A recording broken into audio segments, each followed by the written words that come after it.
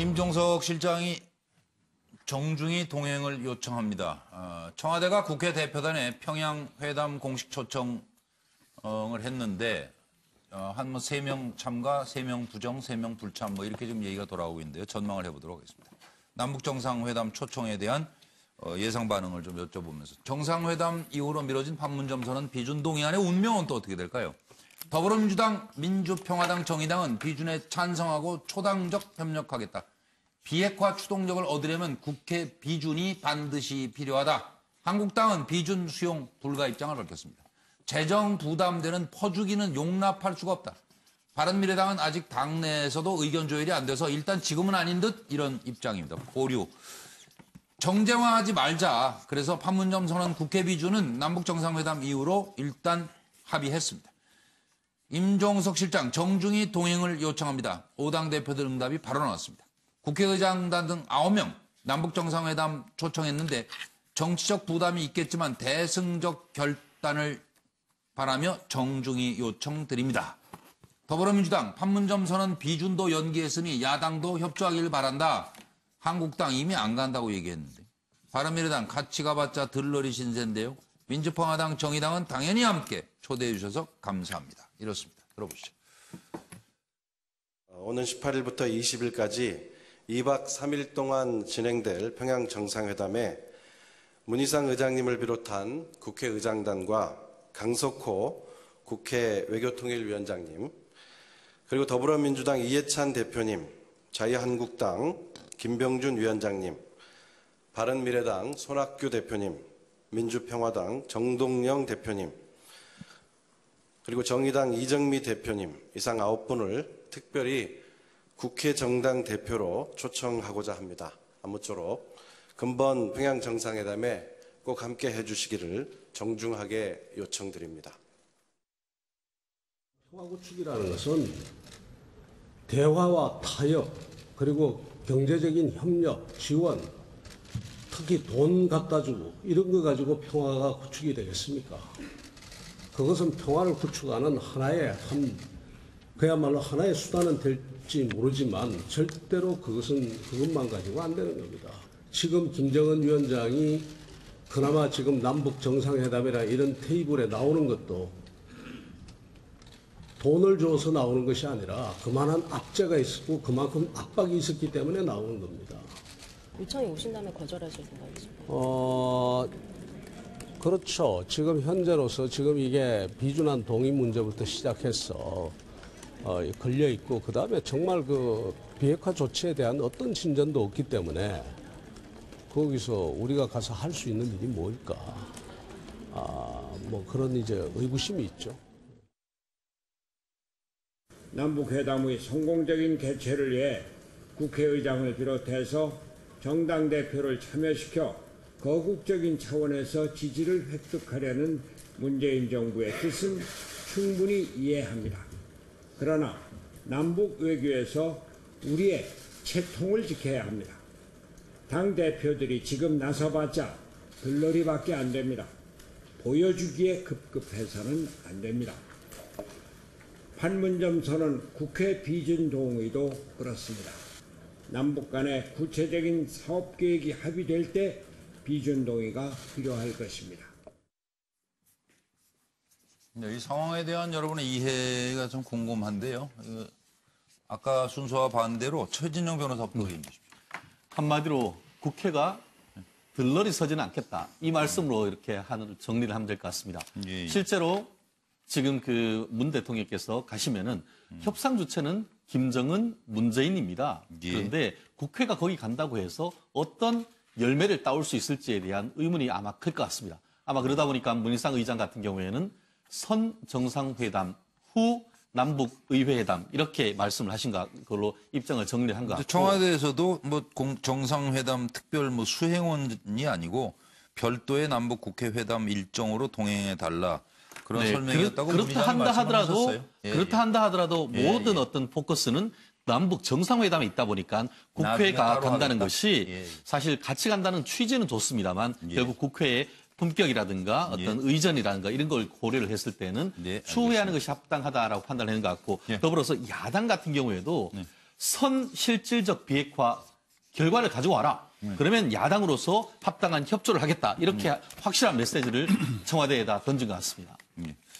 양문석 박사로 봅니다. 예, 일단 제가 쓴 내용부터 좀 이야기를 할게요. 네. 홍준표 전 대표 같은 경우는 계속해서 위장 평화쇼라고 이야기했고, 이번 판문점 선언과 관련해서 김성태 원내대표 같은 경우에는 퍼주기 프레임을 또 가지고 왔고, 그리고 어제 오늘 또 김병준 혁신 비대위원장이 돈 갖다 주기라는 표현을 했고, 그리고 그 급하고 똑같은 그 차명진 전 의원 같은 경우는 위장 행위라고 이제 이야기를 합니다. 아무것도 하지 말자라는 건가요? 그리고 계속 강조하지만 작년 연말에 말폭탄이 터지면서 한반도 전쟁 위기가 극대화되던 그 시기와 지금 이 시기가 하늘과 땅 차이임을 체험적으로 이해가 되지 않나요?라고 저는 묻고 싶습니다. 예. 하나의 발걸음 하나하나에 수많은 땀과 피와 고통들이 담겨 있단 말이죠. 담겨 있음에도 불구하고 그 피와 땀과 고통들을 전혀 인정하지 않으려고 하는 건 말 그대로 전형적인 당리당략의 그 발언이고 스테이트먼트다. 저는 그렇게 생각합니다. 네, 김광덕 부장으로. 예. 그 청와대와 여권이 이렇게 야당 대표라든가 이런 야당 진영의 인사들까지 같이 정상회담에 동행하려는 생각은 뭐 두 가지가 있을 겁니다. 하나는 야당까지 같이 참여하게 되면 여러 가지 더 힘을 보탤 수 있는 이런 것도 있고, 또 하나는 국면 여러 가지 요즘에 국정 여러 가지 논란이라든가 또 정상회담 여러 가지 이런 또 일부 논란이 있는데, 이런 것들을 이제 국면을 전환시킬 수 있는 이슈를 그런 측면이 아마 고려된 것 같은데, 오늘 어쨌든 근데 굉장히 빠른 속도로 국회의장이 참여하는 모임에서 두 가지가 사실은 보류를 시켰어요. 그러니까 오늘 여야 국회의장과 여야 3당 원내대표들이 이 판문점 선언 비준 동의안은 정상회담 이후에 논의하자 이렇게 했고, 그다음에 국회의장단과 외통위원장은 남북 정상회담 초청에 같이 가기 않기로 나중에 국회 차원에서 별도로 북한과 접촉을 하기로 이렇게 했는데, 그거는 두 가지 측면이 있는 것 같아요. 하나가 비핵화의 진전이 어떤 실행 비핵화의 어떤 구체적인 행동의 진전이 없는 상황에서 야당이 반대하고 이러면 상황에서 이제 정쟁이 된다 이거죠. 이제 그런 측면이 하나 고려되고, 또 하나는 대통령이 가는데 거기에 국회의장이면은 우리나라 넘버 2인데 국회의장단과 정당 대표들이 같이 다 가고 이런 모습이 뭔가 완전히 비핵화가 다 되고 뭔가 할 때는 진짜 축제 분위기 속에서 같이 할 의미가 있습니다만은 지금은 아직은 아니다. 지금은 그런 모습을 다 같이 하는 게 상권 분립이라는 이런 차원에서 모양이 좋지 않다고 판단하는데, 이거를 좀 마무리해 주세요. 예, 좀 청와대가 사전에 정리 작업을 좀 했으면 하는 그런 아쉬움이 있습니다. 예. 노영희 변호사님. 우선 결국 남북이 이제 같이 평화롭게 살자라고 하는 데 있어서는 뭐 주인공이냐 들러리냐가 따로 없을 거다라고 저는 생각을 하고요. 임종석 실장이 같이 가자라고 했던 것은 뭐 들러리로 그냥 와서 뭐 모양만 맞춰줘라 이런 뜻이 아니니까 가급적이면 저는 뭐 물론 각 정당에서 판단하겠지만 긍정적으로 보시는 게 맞지 않을까 생각하고요. 지금 사실은 근데 김광덕 부장 말한 대로 사전 정지 작업을 하거나 좀 물밑접촉을 했다든지 뭐. 그것도 뭐 당연히 맞는 말인데, 이제 그런 전반적인 것들 때문에 뭐 들러리냐 아니 이런 얘기 나오는 것 같지는 않아서 제가 봤을 때 좀 더 긍정적으로 바라보는 게 좋다는 뜻으로 말씀드렸습니다. 그러니까 내일 정무수석이 다 이제 방문을 하긴 한다는데. 네. 어쨌든 그거 관련해서는 당에서 정한 대로 아마 갈 테니까 그걸 제가 지금 논할 수 있는 상황은 아닌 것 같고요. 제가 이제 하나 말씀드릴 것은 이제 판문점 선언 비준동의안 관련해서 원칙적으로 우리나라 그 헌법 60조 1항에 보면은 국회 비준동의 대상이 되는 것은 국제법적으로 법적 구속력과 강제력을 가지는 조약이거든요. 그렇다면 지금 현재 이것 때문에 사실은 북한을 우리가 하나의 나라로 인정하지 않는 상황에서 과연 이 비준동의라고 하는 게 과연 타당할 것인가, 당연히 문제제기에 맞습니다. 다만 이게 이제 가능한 이유 중에 하나는 남북관계 발전에 관한 법률 21조 때문이죠. 남북관계 발전에 관한 법률 21조에 의하면 대통령이 뭔가 비준하기 위해서는 국무회의를 먼저 거쳐야 되고 또 남과 북 사이에서 재정적인 부담이 있는 상황에 대해서 뭔가 하려면 국회가 비준동의를 해줘야 된다, 이런 내용이 있단 말이죠. 그러니까 만약에 이것들이 문제가 된다라고 한다면 이 남북관계 발전에 관한 법률 21조 이거 자체가 또 문제가 될 수 있어요. 예. 그래서 제가 봤을 때는 이거 이제 위헌이냐 위헌이 아니냐 이걸 논하기 이전에 예. 우리가 이 법률을 만든 이유가 무엇인가를 먼저 생각을 해본다면 예. 현실적으로 비준동이라고 하는 것을 국민이 현재 70% 이상 찬성한다라고 하는 또 여론이 있는 것을 감안해 봤을 때 예. 좀 뭐 정쟁이나 이런 거 생각하지 마시고 조금 더 긍정적으로 전향적으로? 보시는 게 좋지 않겠냐 예, 예. 그 말씀 드리고 싶습니다. 네, 차명진 의원. 제가 그 사법고시를 안 본 이유가요. 공부를 좀 못해서도 그렇지만 예. 우리가 양심적으로 상식적으로 정당하다 하면은 다 법적으로 그걸 뒷받침하는 근거 조항들이 다 있더라고요. 그래서 간단히 굳이 법은 어떤- 그 시대의 그죠? 상식이다라고 예. 나오잖아요. 법. 그래서 법 공부보다는 상식을 어떤 실천하는 게 중요하다 해서 제가 안 봤는데 이번에도 마찬가지입니다. 저는 남북 관계가 참 잘 되지기를 바라요. 그리고 지금 현재 문재인 대통령이 하듯이 정말 양국의 지도자가 서로를 믿어가지고 그게 진짜로 적대적 관계를 해소하고 핵도 해소할 수 있는 그런 진짜 이거는 비용도 안 들이면서 할 수 있는 방법이 통한다면 박수 치죠. 그러나 이제 이게 외교사의 승리죠. 예, 역사적으로 그런 사례가 없어요. 그리고 김정은이나 문재인 대통령이나 다 저랑 똑같은 사람인데 그런 우리 비역사적인 그 비상식적인 일을 하려다가 나중에 커다란 후과가 생기기 때문에 제가 항상 우려를 하는 거예요. 그래서 있던 사례만 보면 어떻게 새로운 걸 만들어가는 것이 역사지. 한번 만들어 보세요, 그럼. 예.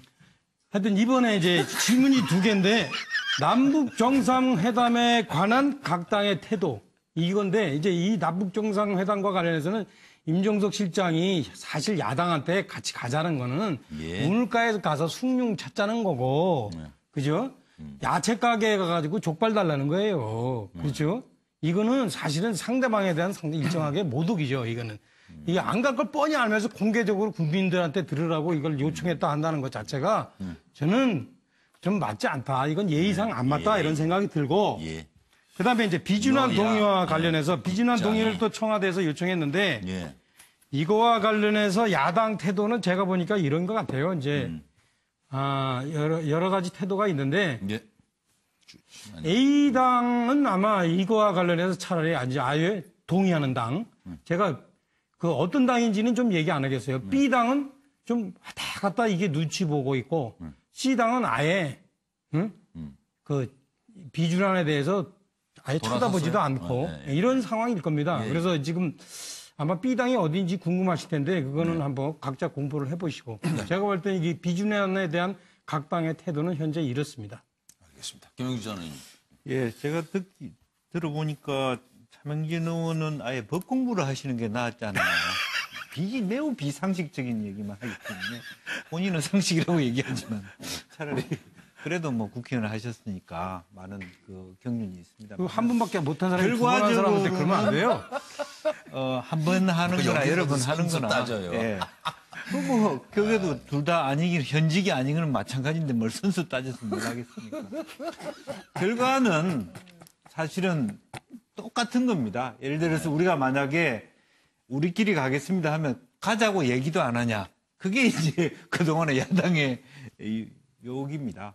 비판이었고. 그렇기 때문에 기본적으로 그냥 막연하게 모두에게 동의해서 다 같이 가자는 의미, 순수한 뜻도 있지만 한편으로 진일보한 것은 그것을 동의하지 않으면서도 어쨌든 자기 속내는 다 드러나지 않습니까? 예, 그리고 그렇죠. 또 하나는 예. 국회 비준안을 어쨌든 다녀와서 나름대로는 처리하겠다라고 하는 이야기까지는 끄집어냈다라는 부분이 있는 것이죠. 예. 그래서 저는 순수하게 봐줬으면 좋겠고 물론 예. 기본적으로 지금 여러 가지 일어나는 상권 분류에 맞지 않다, 결과가 없다라는 부분도 예. 겸허하게 받아들일 거는 받아들여야 된다. 그 의원님 말씀에 공감을 하는데요. 결과는 동일, 과정에 충실이라고 했는데 야당 의원들한테 제안하는 협의조차 없었다. 그것이 과연 과정에 충실했는가에 대해서 되묻고 싶습니다. 실제 그 이와 같은 야당에 대해서 예우나 이런 정말 어떤 결과를 이끌어내가지고 야당 의원까지 포함해서 북한을 방북한다고 하면은 내부적인 물밑 접촉이 있었어야 되는데 이번에는 그것조차 없이 그냥 춘추관에 가서 비서실장이 야당까지 다 와라. 과연 그것이 국회의 관행과 서로 야당에 대한 협치의 어떤 프로세스로서 적합한지에 대해서는 되묻고 그래서 또 싶습니다. 물밑 접촉이라고 하는 것도 참 애매하잖아요. 근데 서로 당당하게 이제부터 의사를 가서 밝히고 여쭤보겠다라는 어떤 선언으로 저 한마디만 하자면 뭐 이번에 뭐 남북 관계의 진짜 대진전을 위해서 같이 가자고 하는 그런 진정성도 내가 어느 정도 이해를 합니다만은 우리가 이제 과거의 동서고금의 역사를 통해서 어느 정도 상식적으로 아까 말했지만은 법리를 떠나서 상식적으로 접근해 볼 필요가 있는데 과거에 러시아와 그러니까 미국 소련이죠. 미소 간의 군축 회담이라든가 중국 소련과 미국의 어떤 대탕트에서 수교를 한다든가 이럴 때 의회의 국회의장이라든가 상원 하원의 의장이라든가 이런 당 대표들이 과연 동행하는 모습이 과연 있었느냐. 왜냐하면 그런 행정부가 그렇게 해놓으면 나중에도 계속 그 이후에도 국회가 그거를 옳고 그름을 따지는 역할을 많이 하거든요. 그런 측면에서 현재 비핵화가 진짜 돼가지고 북한이 핵폐기를 했다면 다모에서 축제 분위기 속에서 하는 거는 꼭 필요하다고 생각됩니다만은 지금 현재 비핵화의 이행이 하나도 이루어지지 않은 상황에서 말만 있는 상황 아닙니까? 그런 상황에서는 좀 속도가 빠르지 않은가 하는 생각을 하게 됩니다. 한반도 상황도 세계사에 없었던 상황이네요. 저도 이제 양 박사님 예정 시간 지났기 때문에 간단히 마무리가 넘어가겠습니다. 저는 두 가지를 좀 소개를 하려고 합니다. 유튜브 시청자 게시판에 김용수 선생이 이렇게 표현을 합니다. 평화가 온다면 덜러리라도 마다하지 않겠다 정도의 이야기를 할 수가 없느냐라고 이야기를 했고요. 그다음에 미러클이라는 그 분은 같이 가자면 덜러리, 안 부르면 패싱 당했다고 원망하는 이러한 정치 행태가 계속해서 드러나는 게 안타깝다. 평화를 진정으로 원하느냐라는 문제 제기를 하고 있습니다.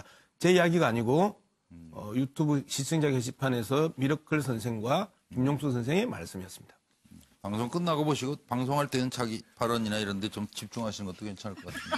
다음으로 넘어가겠습니다. 엄청 뭐 반응에 관심이 많은 게 사회자 자리가 탐나시나. 그럴 리 없다는 건 아니까 말씀드린 거고요. 재밌게 그냥. 너무 마음 놓지 마시고 격려해 주셔서 정말 감사드립니다. 이게 한 분 한 분이 정말 소중한 시청자들이시죠.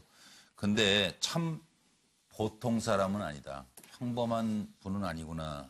그런 생각이 자꾸 듭니다. 박근혜 대통령 얘기인데요. 전직이 되셨습니다만은 어떻게 510일 동안을 사람을 안 만나고 지낼 수가 있죠? 구치소에서 단 한 명도 안 만났답니다. 네, 시작하겠습니다.